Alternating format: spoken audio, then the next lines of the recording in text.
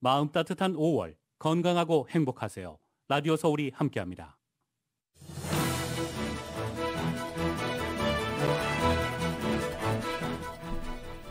국민의 대다수가 현재 경제 상황에 불만을 품고 있다는 여론조사 결과가 나왔습니다.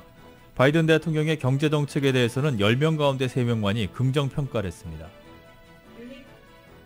필립 골드버그 주한미 대사 지명자 인준안이 의회를 통과했습니다. 오는 20일로 예정된 바이든 대통령의 한국 방문에 앞서 업무를 시작할 수 있을 것으로 보입니다. 세계보건기구 WHO가 코로나19로 인해서 2년 동안 전 세계에서 약 1,500만 명이 사망했다고 추산했습니다. HBO가 공식 집계한 사망자보다 2.7배가 많았습니다. LA 카운티의 코로나19 신규 확진자가 3,000명을 넘었습니다. 그러나 입원 환자 수는 큰 변동이 없습니다. 주택 리모델링을 위한 비용 상승과 공사기간이 길어지면서 리모델링이 끝난 주택이 시장에서 인기를 끌고 있습니다. 최근 나온 매물의 절반 이상이 리모델링을 한 주택들로 나타났습니다. 한인타운 7가와 옥스포드에 있는 피오피코 도서관 주차장을 공원으로 조성하는 사업이 확정됐습니다. 공사기간은 12개월에서 18개월이 소요될 전망입니다. 윤석열 대통령 당선인이 대통령실 비서관급 1차 인선을 발표했습니다. 검사 출신 인사들이 줄줄이 임명됐는데 일부 인사에 대해서는 과거 행적에 대한 논란이 일고 있습니다. 검사 수사권 분리 후속 절차를 두고 여야의 신경전이 격화하고 있습니다. 민주당이 국회 법제사법위원장을 국민의힘에 넘긴다는 기존 합의를 재논의해야 한다고 주장하자 국민의힘은 의회 독재라며 거세게 반발하고 나섰습니다. 대통령직 인수위원회가 50일간의 대장정을 마무리합니다. 안철수 대통령직 인수위원장은 성남 분당갑 보궐선거 출마를 결심하고 오늘 출마를 선언할 것으로 보입니다. 지난주 신규 실업수당 청구 건수가 20만 건으로 집계됐습니다. 전주보다 19,000건 증가하면서 지난해 7월 이후 최대 증가폭을 기록했습니다. 오늘 뉴욕 증시는 급락세로 돌아섰습니다. 나스닥 지수는 약 5%가 급락하며 2020년 11월 30일 이후 17개월여 만에 최저를 기록했습니다. LA 일대 오늘 저녁 곳에 따라 구름 낀 후에 더 흐려집니다. 밤 최저 57도가량 되겠고 내일은 대체로 맑은 날씨 보이겠습니다. 내일 낮 최고 76도로 예상됩니다. 주요 뉴스는 공항에서부터 목적지까지 모바일 체크인과 첨단 공기순환 시스템을 통해 안전한 기내 환경과 여행을 제공하는 아시아나 항공 제공입니다. 여러분 안녕하십니까? 김미회입니다. 안녕하십니까? 임승찬입니다. 5월 5일 목요일 라디오 서울 이브닝 뉴스 1부 시작하겠습니다.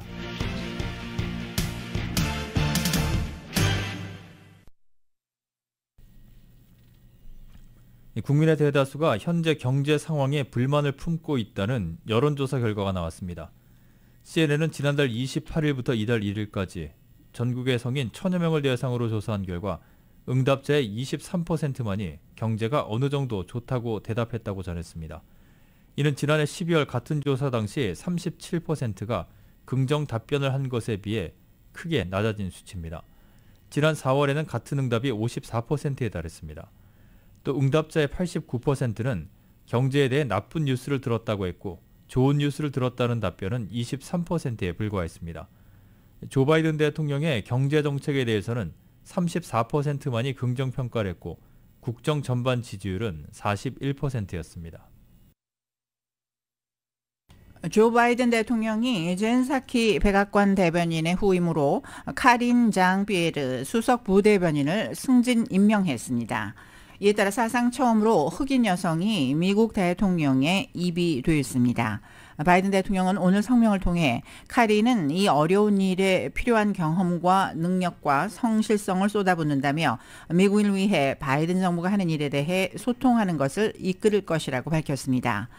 바이든 정부 출범부터 함께한 장 피에르 수석 부대변인은 캠프 합류 이전에는 NBC와 MSNBC 등 방송에서 정치 분석가로 활동했습니다.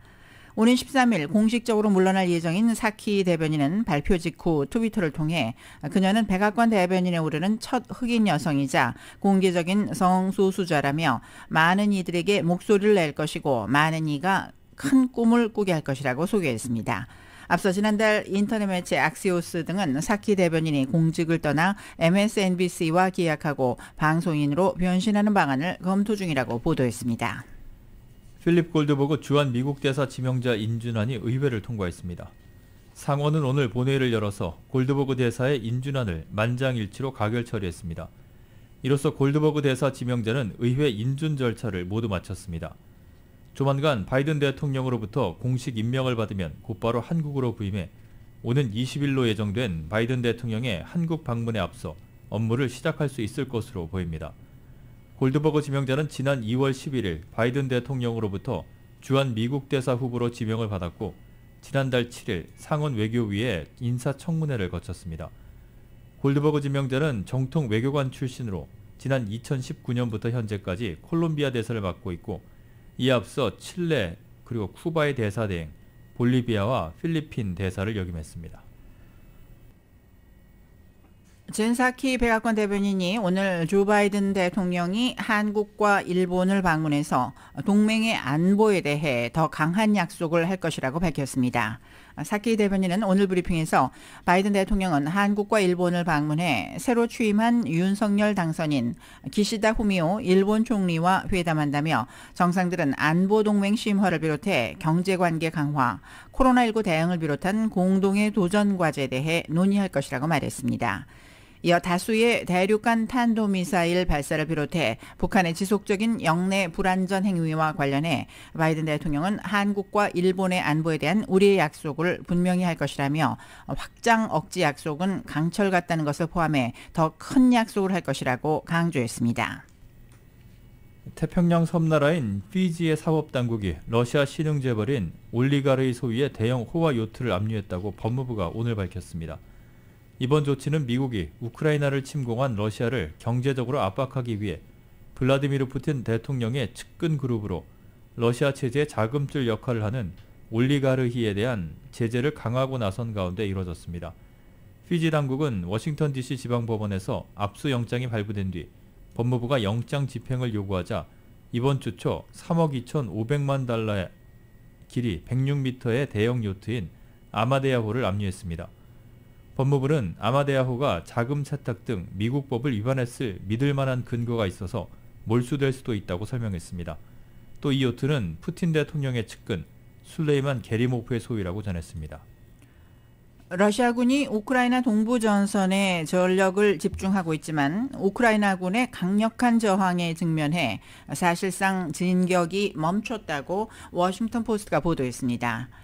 미 국방부 고위 관리는 우크라이나 남부 마리우폴에서 북쪽으로 진행된 러시아군의 진격이 매우 느리고 고르지 못한 모습을 보인다고 평가했다고 이 신문은 전했습니다. 이 관리는 러시아군이 더 나은 방어 진지를 만들거나 재정비 등을 위해 멈춘 것처럼 보이지만 실제로 어떠한 진전도 이루지 못하고 있다고 설명했습니다.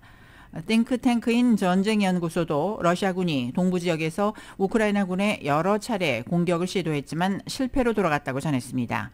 우크라이나군은 동부 하르키우 주변과 헤르손 등 남부 지역에서도 연이어 러시아군을 몰아내고 있다고 밝혔습니다. 제니퍼 그랜홈 에너지부 장관은 러시아에 대한 추가 제재의 하나로 러시아산 우라늄 수입을 금지하기 위한 전략을 마련 중이라고 밝혔습니다. 그랜홈 장관은 오늘 상원 에너지위원회 청문회에 출석해서 러시아의 우크라이나 침공에 대한 추가 제재로 러시아산 우라늄 수입 금지를 검토하냐는 질문에 이같이 답했습니다. 그랜홈 장관은 바이든 대통령이 발표하겠지만 요점은 어떤 이유에서든 미국에서 어떤 에너지와 관련해서도 러시아에 돈을 보내지 않을 것이라는 점이라고 설명했습니다. 이어 에너지부가 현재 안정적인 우라늄 수급을 위한 전반적인 전략을 수집 중이라고 덧붙였습니다.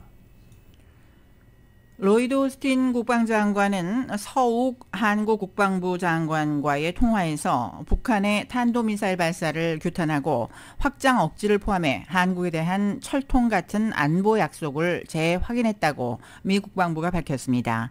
존 커비 국방부 대변인은 오늘 브리핑에서 오늘 아침 오스틴 장관이 서욱 장관과 통화를 하고 한반도 안보 문제를 논의했다며 두 장관은 어제 있었던 북한의 탄도미사일 발사를 규탄했다고 말했습니다.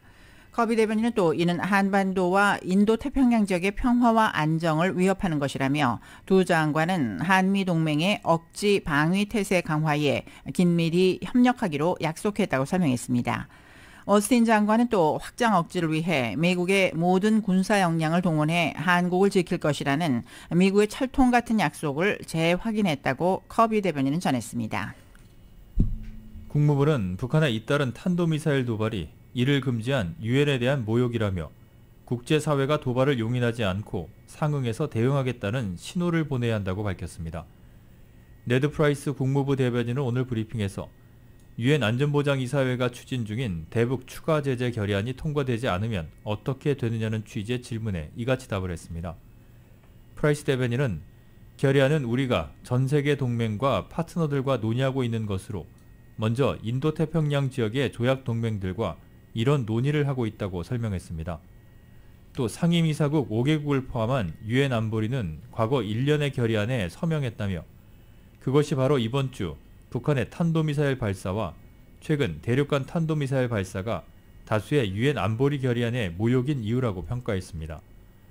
프라이스 대변인은 특히 국제사회, 동맹과 전 세계 파트너들이 북한의 도발을 용인하지 않을 것이며 그들이 전략적인 태도를 개선하지 않으면 세계는 그에 상응해서 대응할 것이라는 매우 분명한 신호를 보내는 게 중요하다고 본다고 덧붙였습니다.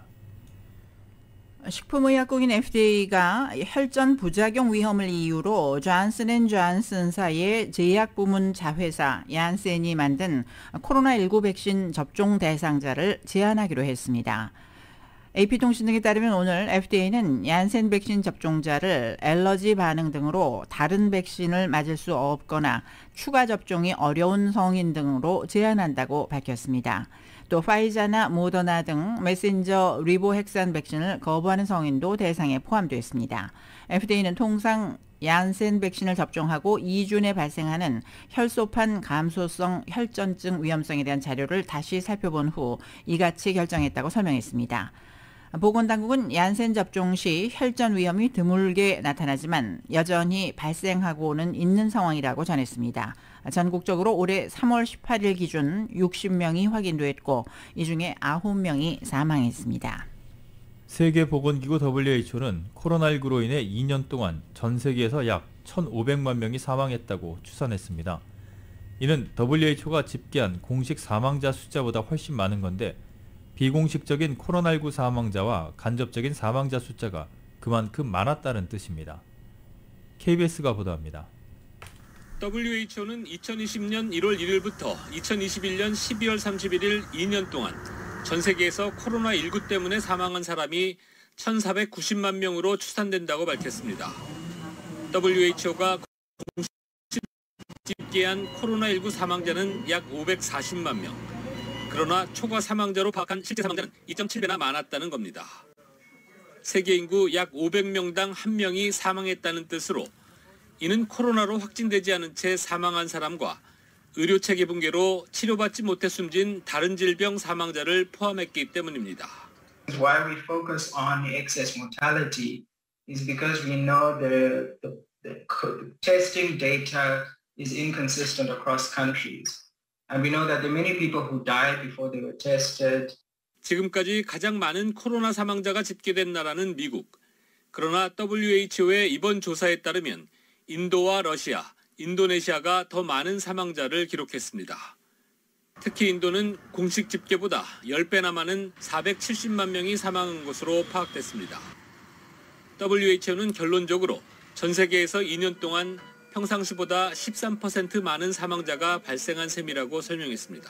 Numbers are sometimes controversial. We have to recognize that the estimates are an approximation of reality. 전체 사망자의 82%는 60세 이상 고령층에서 나왔으며 남성 비율은 57%로 조사됐습니다. 파리에서 KBS 뉴스 유원중입니다.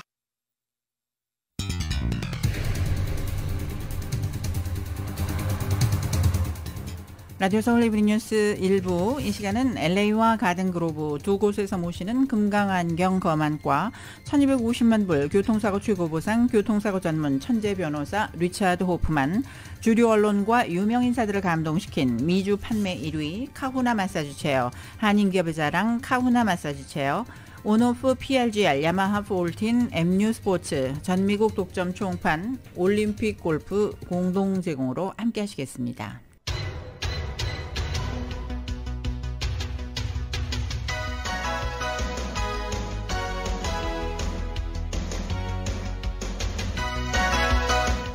5시 18분 향하고 있습니다. 라디오 서울 이브닝 뉴스 함께하고 계십니다. 이 시간 교통정보는 새로운 모빌리티 세상을 열어가는 아이오닉 5, 이 시대 가장 진화한 전기차, 완전히 새로운 현대 아이오닉 5 제공입니다.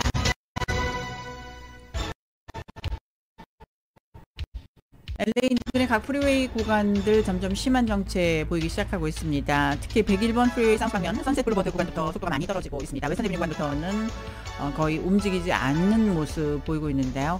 벤튼웨이까지 꽉 막혀 있는 상황이고 벨몬트 에비뉴 구간부터도 10마일대로 느리게 움직이고 있습니다.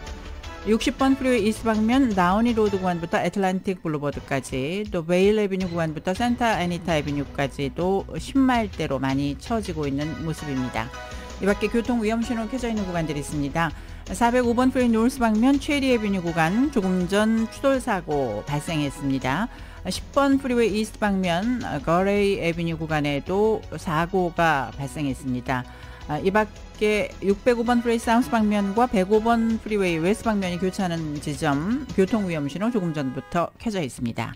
교통정보는 새로운 모빌리티 세상을 열어가는 아이오닉 5, 이 시대 가장 진화한 전기차, 완전히 새로운 현대 아이오닉 5에서 보내드렸습니다. 이브닝 뉴스 1부 타운과 로컬 소식입니다. 남가주 한인들이 우크라이나 동포 돕기 모금 캠페인을 벌여서 모금된 성금을 지난 4월 LA 한인회가 몰도바를 직접 방문해서 현지 한인 동포들에게 전달한 가운데 성금을 전달받은 우크라이나 동포들이 로메니아로 무사히 이주했습니다.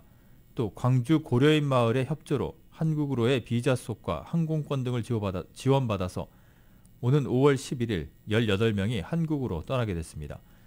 2차로 몰도바에서 로메니아로 이주 예정인 동포들은 약 15명, 다른 지역에서 로메니아로 이주 예정인 동포들은 5명 정도인데 러시아가 몰도바 지역을 공격할 것이라는 뉴스 등 현지 사정에 변수가 많다고 합니다. 현지 선교사에 따르면 몰도바 보지에니 난민 캠프에는 세계 각국의 구호 물자가 원활히 지원되고 있지만 로메니아 부크레시티 고려인 난민 캠프에는 모든 물자가 부족한 상황입니다. 우크라이나 동포 대부분이 한국으로의 이주를 바라고 있으며 이들이 로메니아에서 체류하는 기간 동안 식료품과 생필품, 의약품 지원이 절실한 상황이라 LA 한인회가 3차 지원을 제기할 예정입니다. 현재 우크라이나 한인 동포들을 위한 성금은 81,860달러가 모금됐습니다. 한인타운 7가와 옥스포드에 있는 피오피코 도서관 주차장을 공원으로 조성하는 사업이 확정됐습니다. LA시 공원국은 어제 피오피코 도서관 주차장 부지에 포켓 공원을 조성하는 프로젝트를 승인하기로 하고 LA 공공도서관, LA 시설국 등 3개 기관이 공원 설립을 위한 공사와 운영 계약을 이달 중에 체결한다고 밝혔습니다. 이 프로젝트는 주차장 부지에 1,550만 달러를 투입해 2만 6천 스퀘어피트 규모의 포켓 공원을 조성하고 대신 주차장 부지 지하에 50여 대의 주차 공간을 건설하는 내용을 담고 있습니다. 지상 포켓 공원에는 공연이나 박람회 등 공공 이벤트를 할 수 있는 다목적 행사시설과 운동장, 피트니스 공간, 산책로와 벤치 등도 설치됩니다. 포켓 공원의 착공부터 완공까지 공사기간은 총 12개월에서 18개월이 소요될 전망입니다. LA시가 인구수에 비해 공원이 턱없이 부족하고 공원에 대한 정부 투자도 부족한 것으로 나타났습니다. 공공토지의 올바른 사용과 공익성 등을 조사하는 비영리기관 트러스트 포 퍼블릭 랜드가 최근 발표한 2022 전국 100대 도시 공원 평가 조사에서 LA는 78위를 차지했습니다. 이번 조사에서 LA는 인구 2위 도시임에도 불구하고 인구수 비해 턱없이 부족한 공원수를 보유하고 있다는 평가를 받았습니다. 집에서 도보로 10분 내에 공원이 있는 LA 주민의 비율은 51%로 절반에 해당하는 주민들만이 공원의 혜택을 누리는 것으로 나타났습니다. 이번 조사에서 남가주 도시 가운데는 얼바인이 8위를 차지했는데 공원과 도보 10분 이내 거리에 사는 주민의 비율은 89%에 달했습니다. LA 카운티의 코로나19 신규 확진자가 3,000명을 넘었습니다. 카운티 보건국은 오늘 보고된 코로나19 신규 확진자는 2,002명, 사망자는 4명이라고 밝혔습니다. 확진율은 어제와 같은 2.2%입니다. 확진자는 크게 늘었지만 병원 입원 환자 수에는 큰 변화는 없습니다. 오늘 현재 코로나19로 병원에서 치료를 받고 있는 카운티 주민은 244명으로 어제와 비교해 4명이 줄었습니다. 중환자실 입원 환자는 37명으로 집계됐습니다. 바바라 페러 카운티 보건국장은 최근 들어 BA2 변이뿐 아니라 그 하위 변이들이 보고되고 있다며 감염 확산 방지 차원에서 되도록 마스크를 착용해 줄 것을 주민들에게 권고했습니다. LA 시내 스몰 비즈니스들의 렌트비를 보조하는 프로그램 신청이 내일로 마감됩니다. 이 프로그램은 코로나 팬데믹 기간 동안 LA시에 있는 스몰 비즈니스 업주들 가운데 경제적 어려움으로 렌트비가 체납된 업주들이 대상입니다. 프로그램을 통해 한 업체당 최소 $2,500에서 최대 $15,000의 지원금을 제공합니다. 지원금을 받기 위해서는 LA시에 위치한 연매출 $500만 이하의 비즈니스로 팬데믹으로 인한 매출 감소를 증명할 수 있어야 합니다. 신청자들은 2019년도와 2020년도 비즈니스 세금 보고와 개인 세금 보고 서류, 본인의 아이디, 은행 체크사본 1장, 비즈니스 리스 계약서, 그리고 렌트비 체납 증명서가 필요합니다. 비즈니스 렌트비 보조 신청은 웹사이트 bit.ly/LA 스몰 비즈 그랜트로 할 수 있습니다. 포모나의 LA 카운티 페어가 오늘 개막했습니다. LA 카운티 페어는 지난 2년 동안은 팬데믹으로 인해서 열리지 않았었습니다. 2년 만에 돌아온 페어는 지난 몇 년간 9월에 날씨가 더웠던 점을 감안해 5월로 앞당겨져 개막했습니다. 특히 올해는 LA 카운티 페어가 시작된 지 100년이 되는 해여서 그 의미를 더하고 있습니다. 우리의 뿌리로 돌아가다라는 주제로 펼쳐지는 LA 카운티 페어는 오는 30일까지 포모나에 있는 페어플렉스에서 펼쳐집니다. 만 12세 이상이면 부모의 동의 없이 백신을 접종할 수 있다는 내용의 법안이 관련 위원회를 통과했습니다. 관련 법안을 발의한 스캇 와이너 주 상원의원은 10대들도 자신의 건강을 지킬 의무를 갖고 있다며 백신 접종을 부모가 아닌 자신의 의지로 결정해야 한다고 밝혔습니다. 만약 관련 법안이 주의회를 통과한 뒤에 주지사의 서명을 받게 되면 캘리포니아주는 부모의 동의 없이 백신을 접종할 수 있는 연령이 가장 낮은 주가 됩니다. 현재 캘리포니아주 법에 따르면 18세 미만의 경우에는 백신 접종을 위해선 반드시 부모의 동의를 받아야 합니다. 라디오 서울 이브닝 뉴스 함께하고 계십니다. 잠시 후에는 한국 소식.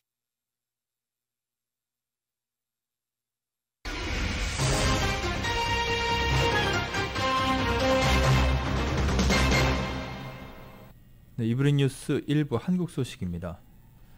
앞으로 새 대통령을 보좌하게 될 비서관급 1차 인선이 어제 발표됐습니다. 정책조정기획관실을 신설하고 민주당 정부가 가동을 했던 국정상황실을 유지한 것이 특징입니다. 또 검찰 출신들이 전진 배치된 점도 눈에 띄는데 일부 인사에 대해서는 과거 행적에 대한 논란이 일고 있습니다. KBS가 보도합니다. 윤석열 당선인이 대통령실 비서관급 인사 19명을 1차로 발표했습니다. 경제수석실 산하 6개 비서관은 현직 관료들로 채워졌습니다. 비서실장 직속 비서관 7명도 발표됐는데 3명이 검찰 출신입니다. 총무비서관의 윤재순 전 대검 운영지원과장, 법률비서관의 주진우 전 서울동부지검 형사 6부장이 내정됐습니다. 공직기강 비서관에는 이시원 변호사가 내정됐는데 과거 행적이 논란이 되고 있습니다. 서울시 공무원 유우성 씨 간첩 조작 사건의 담당 검사로 항소심 때 제출했던 유 씨의 북중 출입경 기록이 국정원에 의해 조작된 거란 사실이 나중에 밝혀졌던 겁니다. 이후 검찰 수사를 받았지만 무혐의 처분을 받았고 다만 증거 검증에 소홀했다는 이유로 정직 1개월 징계를 받았습니다. 이 비서관 내정에 민주당은 국정원의 조작을 묵인하고 동조했던 사람을 통해 공직기강을 바로 세우겠다니 황당하다고 혹평했습니다. 신설된 정책조정기획관에는 당선인 정무특보인 장성민 전 의원이 내정됐습니다.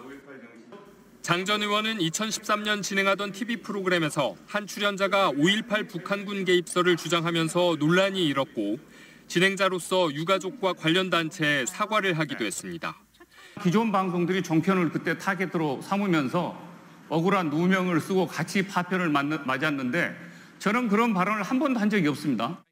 민주당 정부 때 가동했던 국정상황실은 유지됐는데 실장엔 2000년대 뉴라이트 운동을 주도했던 한호섭 전 청와대 선임 행정관이 내정됐습니다. KBS 뉴스 한승현입니다. 새 정부 내각 후보자에 대한 인사청문회가 중반을 넘어가고 있지만 청문 보고서가 채택된 후보자는 3명에 불과합니다. 민주당은 역대 최악의 인사 참사라며 추가 낙마를 거듭 압박했고 국민의힘은 발목 잡기라며 여론에 호소하는 전략을 펴고 있습니다. KBS가 보도합니다. 그제 열린 이종석 국방장관 후보자 청문회는 대통령 집무실 이전과 병사 200만 원 월급 공약 후퇴 논란 속에 12시간 넘게 이어졌습니다. 이정식 노동부 장관 후보자는 취업 심사를 제대로 안 받고 삼성 계열사 8곳으로부터 억대 자문료를 받은 문제가 불거졌습니다. 삼성사 학생으로 억대 돈 받아놓고 이를 숨긴 사람이 노동부 장관을 하겠다. 난 이건 아니라고 봅니다. 노동부 장관으로서의 자격, 이건 인정할 수 없다. 두 후보 모두 청문 보고서 채택은 미뤄졌고 오늘과 9일 다시 논의하기로 했습니다. 국무총리와 장관 후보자 19명 가운데 청문 보고서는 3명만 채택된 상황. 특히 후보자 3명의 청문회는 일정 자체가 10일 이후로 밀리면서 새 정부 출범 전 내각 구성은 사실상 어렵게 됐습니다. 민주당은 역대급 인사참사라며 지명 철회를 거듭 압박했습니다. 민주당은 검찰 소통령으로 지목한 한동훈 법무장관 후보자 거취를 한덕수 총리 후보자 인준 표결과 연계할지도 검토 중입니다. 국민의힘은 새 정부 출범 자체를 부정하는 것이라며 청문 보고서 채택을 거듭 촉구했습니다. 장제원 당선인 비서실장도 국민의 선택에 의해 만들어진 새 정부가 출범하는 데 협조하면 좋겠다며 한덕수 총리 인준을 요청했습니다.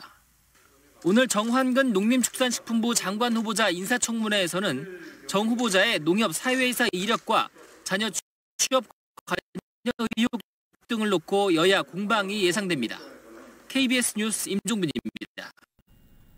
대통령직 인수위원회가 한국 시간 6일 해단식을 끝으로 50일간의 대장정을 마무리합니다. 인수위는 6일 오후 5시 서울 통일동 사무실에서 해단식을 진행합니다. 해단식엔 안철수 인수위원장은 물론 윤석열 대통령 당선인도 참석해서 인수위원과 실무진들에게 격려를 전할 예정입니다. 지난 3월 18일 현판식을 열고 공식 출범한 인수위는 지난 3일 6대 추진 방향과 110개의 세부 수행과제로 구성된 국정과제를 발표하며 사실상 업무를 마쳤습니다. 안철수 대통령직 인수위원장이 성남 분당갑 보궐선거 출마를 결심하고 오늘 출마를 선언할 예정입니다. 안 위원장 측 관계자는 안 위원장이 내일 오후 인수위 마지막 공식 행사인 수원지역 순회 국민보고회를 마친 뒤 구체적인 입장을 밝힐 것이라고 말했습니다. 대통령 취임식이 예정된 데다 보궐선거 후보자 등록이 일주일 정도밖에 남지 않은 만큼 안 위원장은 측근들과의 논의 끝에 출마 선언을 결정한 것으로 전해졌습니다. 안 위원장이 본격적으로 보궐선거에 뛰어들 경우 당의 전략 공천 여부가 쟁점이 될 전망입니다. 앞서 박민식 전 의원이 분당갑 출마를 선언했고 이준석 대표는 경선이 원칙임을 강조하고 있지만 안 위원장 측은 전략 공천을 기대하는 것으로 알려졌습니다. 더불어민주당 소속의 인천 지역 일부 국회의원들이 이재명 상임고문의 인천 계양을 국회의원 재보궐선거 출마를 공개적으로 요구했습니다. 민주당의 박찬대, 이성만, 허정식 그리고 정일영 의원은 국회 기자회견에서 6월 지방선거와 국회의원 보궐선거에서 반드시 이겨야 하고 이기기 위해서는 이재명 상임고문이 함께 뛰어야 한다고 밝혔습니다. 그러면서 이재명 후보를 지지했던 1614만 명의 유권자를 다시 결속하게 할 유일한 승리카드는 이재명 상임고문의 보궐선거 출마라면서 인천을 이기면 전국에서 이길 수 있다며 격전지 인천 출마가 필요하다고 강조했습니다. 더불어민주당 경기도당이 6.1 지방선거 승리를 위한 선거대책위원회를 출범했습니다. 선대위는 김동연 경기지사 후보의 경선 상대였던 안민석, 조정식 의원과 염태영 전 수원시장이 공동선대위원장을 맡고 이재명 상임고문의 최측근인 정성호 의원이 총괄선대위원장을 맡습니다. 출범식에 참석한 윤호중, 박지현 공동 비상대책위원장은 축사에서 경기도정을 이끌기에 충분한 역량, 자질을 갖춘 최고의 도지사감을 민주당이 보유했다며 최대의 격전지인 경기도에서 승리해 윤석열 정부의 독선을 막자고 격려했습니다.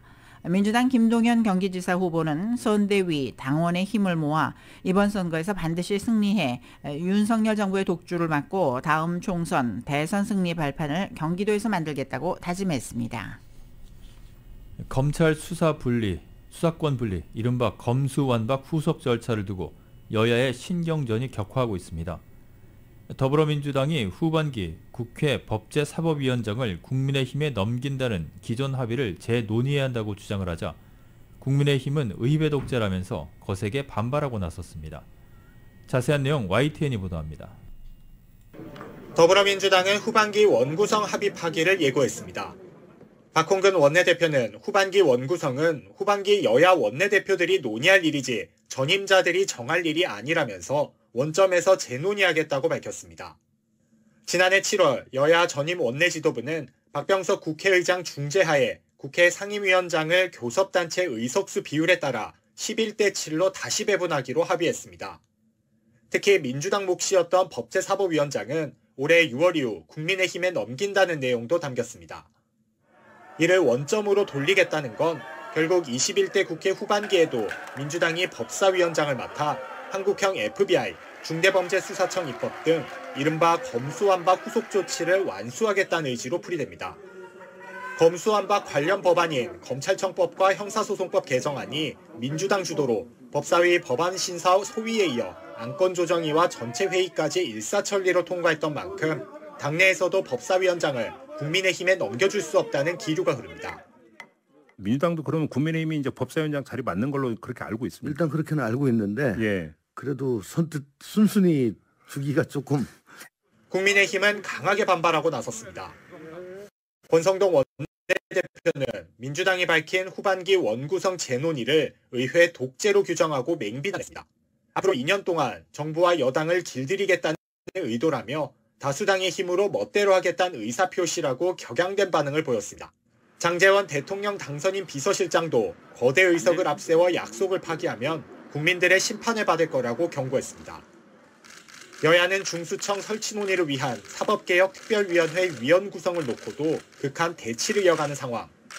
입법 처리 과정에 대한 책임 공방과 함께 검수완박 후속 절차 등을 둘러싼 후폭풍은 한동안 이어질 것으로 보입니다. YTN 김지환입니다. 고위공직자범죄수사처가 손준성 검사를 공직선거법 위반 등 혐의로 재판에 넘기면서 고발사주 의혹의 진실은 이제 법정에서 가려지게 됐습니다. 앞서 두 차례 구속영장이 기각됐던 만큼 공수처가 유죄 입증을 위한 증거를 얼마나 들고 있는지가 관건인데 재판 결과에 따라 기관의 위상도 크게 달라질 전망입니다. YTN의 보도입니다. 공수처는 8달 수사 끝에 고발사주 의혹을 현직 검사의 총선 개입 사건으로 규정했습니다. 재작년 4월 손준성 검사가 김웅 의원에게 범여권 인사들에 대한 고발장을 보낸 건 총선을 앞두고 부정적인 여론을 형성하려는 의도였다고 판단했습니다. 당시 이른바 검언유착 의혹으로 윤석열 검찰을 향한 비난 여론이 일자 대검찰청 수사정보정책관으로 일하던 손 검사가 일사불란하게 움직였다는 게 공수처의 가설입니다. 고발장 초안을 아마 저희가 만들어서 일단 보내드릴게요. 제가 가면 윤석열이 시켜서 고발한 것이다가 나옵니다. 이 고발장 요건 관련해가지고 저는 쏙 빠져요. 네. 하지만 공수처의 논리에는 여전히 빈틈이 적지 않습니다. 제보자 조성은 씨의 휴대전화와 고발장에 첨부된 판결문 검색 기록 등을 근거로 손 검사의 전달 행위까지는 특정했지만 작성자는 끝내 밝히지 못했습니다. 고발장을 쓰라고 지시한 사람도 지시받은 사람도 확인되지 않았습니다. 게다가 손 검사가 보냈다는 1차 고발장은 실제 고발로 이어지지 않았고 2차 고발장은 총선 이후에 접수됐지만 역시 선거에 영향을 줬다고 보긴 어렵습니다. 공수처는 고발장 접수 여부를 떠나 공무원이 선거에 영향을 미칠 목적으로 정치적 중립을 어긴 것만으로도 범죄가 성립한다고 보고 있습니다. 하지만 손 검사 측은 모든 공소 사실의 전제인 고발장 전달 자체를 하지 않았고 선거와 아무 이해관계도 없는데 범행할 이유가 대체 뭐냐고 반박하고 있습니다. 무엇보다 손 검사는 지난해 2차례 구속영장 심사에서 잇따라 법원의 기각 결정을 받아냈습니다. 공수처가 이렇다 할 추가 물증을 확보하지 못했다면 재판에서도 공소 사실을 증명하기 어려울 수 있다는 관측도 나옵니다. 한때 가용 인력을 모두 투입할 정도로 이번 사건 수사에 공을 들였던 공수처가 용두삼이 기소라는 비판을 딛고 법정에서 유죄 판결을 받아낼 수 있을지 주목됩니다. YTN 나힌입니다. 문재인 대통령이 임기 마지막 어린이날을 맞아서 벽지 분교 학생들을 청와대로 초청해서 함께 시간을 보냈습니다. 교통 여건이 여의치 않은 곳에 사는 어린이들을 위해서 헬기를 직접 지원하기도 했습니다. 윤석열 대통령 당선인도 자택 입주민 어린이들과 사진 촬영 행사를 가졌습니다. 계속해서 YTN이 보도합니다. 충남 보령 청파초등학교 녹도분교 학생들이 군용 헬기를 발견하자 해맑은 모습으로 달리기 시작합니다. 교통이 불편한 점을 고려해 대통령 경호처와 공군 협조로 헬기를 지원한 겁니다. 이게 꿈이야? 이게 꿈이야. 꿈 맞아? 이거 꿈인 거 아니야, 막?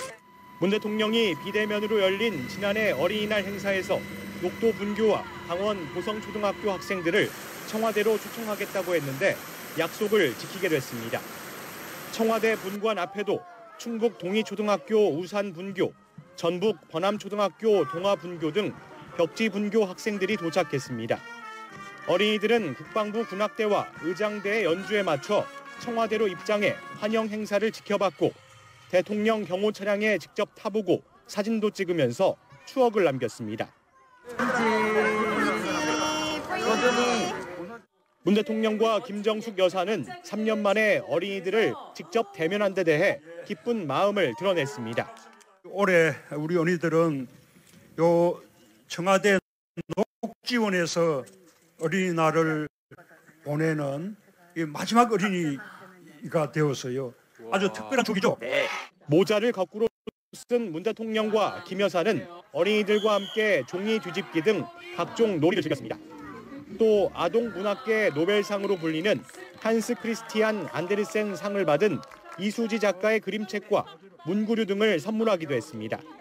좋은 추억을 잘 간직하면서 건강하게 자라고 또 훌륭한 사람 되어야 돼요. 윤석열 대통령 당선인도 어린이날을 맞아 SNS를 통해 아이들이 마음껏 꿈꾸고 뛰어놀 수 있는 건강한 나라를 만들겠다고 강조하고 자택 입주민 어린이들과 함께하는 사진 촬영 행사를 가졌습니다. YTN 백종규입니다. 지금까지 한국 소식 전해드렸습니다. 라디오 서울 이브닝 뉴스 함께하고 계십니다. 잠시 후에는 경제 소식 간추려드립니다.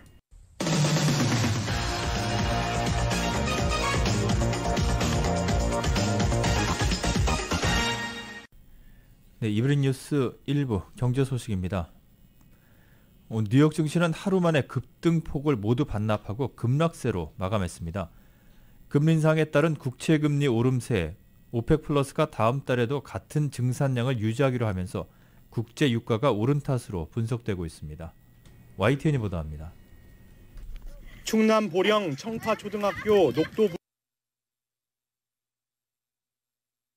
네, 다시 YTN의 보도 들어보겠습니다.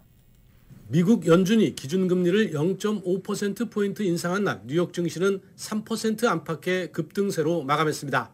제롬 파월 의장이 시장이 우려하는 0.75%포인트 대폭 인상은 고려하고 있지 않다는 발언 덕분이었습니다.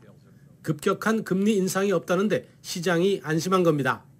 75 basis point increase is not something the committee is actively considering. 하지만 하루 만에 금융시장은 다시 불안한 모습입니다. 다우와 S&P 500 지수는 3% 이상 떨어졌고 나스닥은 5% 가까이 급락한 채 마감했습니다. 하루 전 상승분을 모두 반납하고도 더 떨어진 겁니다. 금융시장 급락은 일단 금리 인상이 계속 이어질 것이란 전망에 미국의 국채 금리가 다시 오름세로 돌아섰기 때문입니다.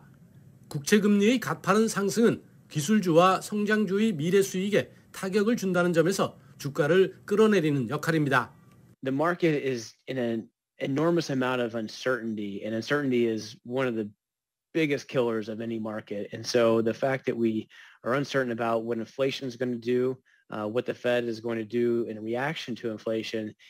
여기에 석유 수출국 기구와 러시아 등 주요 산유국들의 협의체인 오펙 플러스가 사실상 증산을 동결한 것도 영향을 미쳤습니다.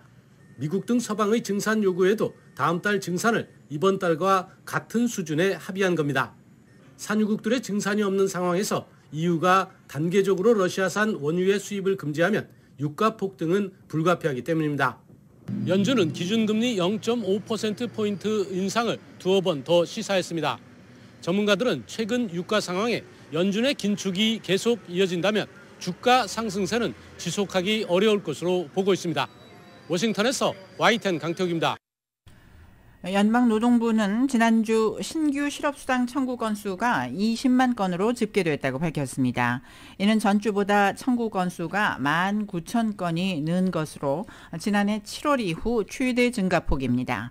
또 지난 2월 중순 이후 최고 수준이지만 여전히 코로나19 사태 이전 기록인 22만 5천 건에는 못 미치는 수준입니다.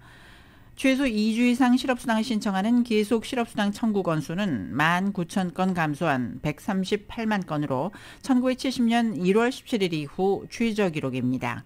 이는 아직도 고용시장이 구직자들에게 유리한 상황이라는 점을 반영한 결과로 분석되고 있습니다. 지난해 전국에선 월 평균 54만 개의 일자리가 창출됐고 실업률은 3.6%까지 떨어졌습니다. 제롬 파월 연준 의장도 긴축적인 통화 정책을 펼 수 있는 배경으로 튼튼한 노동시장을 꼽았습니다. 엘리자베스 워런 상원의원을 포함한 민주당 의원들이 피델리티 인베스트먼트의 비트코인 투자 허용에 우려를 표명했습니다. 워런 의원과 다른 2명의 민주당 상원의원은 어제 에비게일 존슨 피델리티 인베스트먼트 CEO에게 보낸 서한에서 퇴직연금을 비트코인에 투자하는 것은 은퇴 저축자들에게 너무 위험할 수 있다며 이 같은 계획에 의문을 제기했습니다. 이들은 서한에서 피델리티가 퇴직연금 계좌에 비트코인 투자를 허용한 계획은 이해 충돌 가능성을 갖고 있으며 이해 충돌 가능성이 비트코인 투자 허용에 어느 정도 영향을 미쳤는지에 대한 정보를 회사 측에 요구했습니다. 이들은 피델리티가 비트코인을 채굴하고 고액 자산가들에게 가상화폐 펀드 상품을 제공하고 있어 퇴직연금에 비트코인 투자를 허용하는 것은 이해 상충 가능성이 있다고 설명했습니다. 이들은 암호화폐에 투자하는 것은 위험하며 투기적인 도박이다라며 우리는 피델리티가 수백만 국민의 퇴직연금으로 이러한 위험을 감수하는 것에 대해 우려하고 있다고 말했습니다. 테슬라의 일론 머스크 CEO가 트위터 인수를 위해서 71억 4천만 달러의 투자를 유치했습니다. 월스트리트저널은 오늘 사우디아라비아의 알 왈리드 빈 탈랄 왕자와 레리 앨리슨 오라클 창업자 등 19명의 투자자가 머스크를 돕기로 약속했다고 보도했습니다. 이에 따라 머스크는 트위터 인수자금을 마련하는 부담을 덜게 됐습니다. 머스크는 465억 달러에 달하는 트위터 인수자금 가운데 210억 달러를 자기 자본으로 채워 넣어야 하는 상황입니다. 월스트리트저널은 투자 유치에 따라 머스크가 테슬라 주식을 담보로 대출을 받아야 하는 액수가 절반으로 줄었다고 분석했습니다. 연방거래위원회 FTC가 테슬라 CEO인 일론 머스크의 트위터 인수와 관련해서 반독점법 저촉 여부를 심사하는 방안을 검토하고 있다고 블룸버그가 보도했습니다. 보도에 따르면 FTC는 다음 달 트위터 인수건에 대해 심층적인 반독점 심사에 착수할지를 결정할 예정입니다. 블룸버그는 미국의 합병법에 따라 머스크가 FTC와 법무부에 트위터 인수 거래를 통보하면 당국의 지침이 나올 때까지 최소 30일을 기다려야 하고 FTC가 추가 정보 제출을 요청할 수도 있다고 전했습니다. 이어 전문가들을 인용해서 머스크의 트위터 인수가 반독점법에 위배될 가능성은 거의 없다면서도 반독점 감시단체와 리나칸 FTC 위원장의 관계에 주목을 했습니다. 앞서 기업의 반독점 행위를 감시하는 비영리단체 오픈마켓 연구소는 머스크가 대중의 소통과 토론을 위한 플랫폼인 트위터를 직접적으로 통제할 수 있다며 FTC가 그의 트위터 인수를 막아야 한다고 촉구했습니다. 기업들의 감원이 2개월 연속 증가세를 보였습니다. 오늘 챌린저 그레이의 크리스마스에 따르면 4월 감원 계획은 24,286명으로 전월에 21,387명보다 14%가 증가했습니다. 4월의 감원은 지난해 4월 기록한 22,913명보다는 6%가량 늘어난 수준입니다. 지난 3월 감원이 40% 증가한 데 이어 이달에도 14%가량 증가해 감원은 2개월 연속 늘어났습니다. 올 들어 고용주들은 79,982명을 감원했습니다. 이는 지난해 같은 기간 기록한 167,599명에 비해서 52%가 줄어든 수준으로 챌린저가 자료 집계를 시작한 93년 이후 가장 낮았습니다. 4월 감원은 엔터테인먼트와 레저 부문이 이끌었습니다. 한 달 동안 해당 부문에서 3,675명이 감원됐고 올해 들어서는 6,667명이 감원됐습니다. 올해 수치는 지난해 같은 기간보다는 40% 줄어든 수준입니다. 서비스 부문 감원은 3,453명, 금융회사 감원은 2,772명, 소매업체 감원은 2,213명으로 집계됐습니다. 올해 1월부터 4월까지의 채용 계획은 48만 6,603명으로 지난해 같은 기간보다 24% 늘어났습니다. 올 1분기 비농업 부분 노동 생산성이 기록전 수준으로 둔화하고 노동 비용은 폭등했습니다. 노동부는 오늘 지난 1분기 비농업 생산성이 전분기 대비 연율 7.5%가 감소한 것으로 나타났다고 발표했습니다. 이는 1947년 3분기 이후 최악의 생산성입니다. 1분기 수치는 성장세를 기록했던 지난해 4분기 수치에 비해서도 급락했습니다.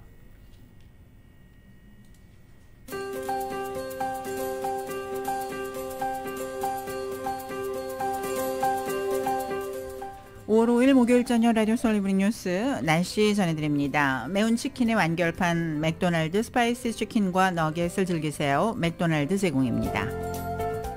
엘리저 오늘 저녁 곳에 따라 구름 낀 후에 밤늦게부터는 더 흐려집니다. 밤 최저 57도가량 되겠고 내일은 대체로 맑은 날씨 예상됩니다. 낮 최고 기온 76도, 밤 최저 59도로 오늘보다 기온이 다소 높아집니다.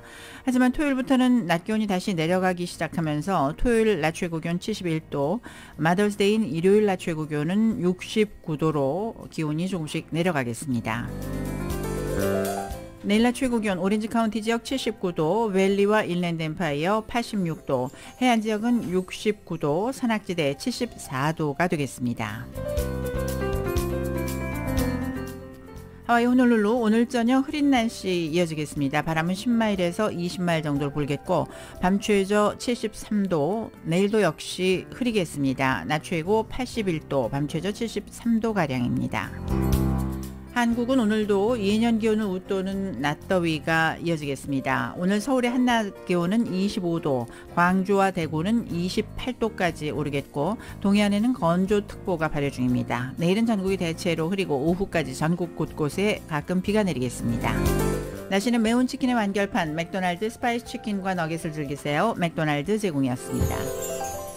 라디오 서울 이브닝 뉴스 1부 LA와 가든그로브 두 곳에서 모시는 금강안경 검안과 1250만 불 교통사고 최고보상 교통사고 전문 천재 변호사 리차드 호프만, 주류 언론과 유명 인사들을 감동시킨 미주 판매 1위 카후나 마사지 체어, 한인기업의 자랑 카후나 마사지 체어, 온오프 PRGL, 야마하 14, MU 스포츠, 전미국 독점 총판 올림픽 골프 제공이었습니다. 라디오 서울 이브닝 뉴스 잠시 6시부터 2부가 계속됩니다.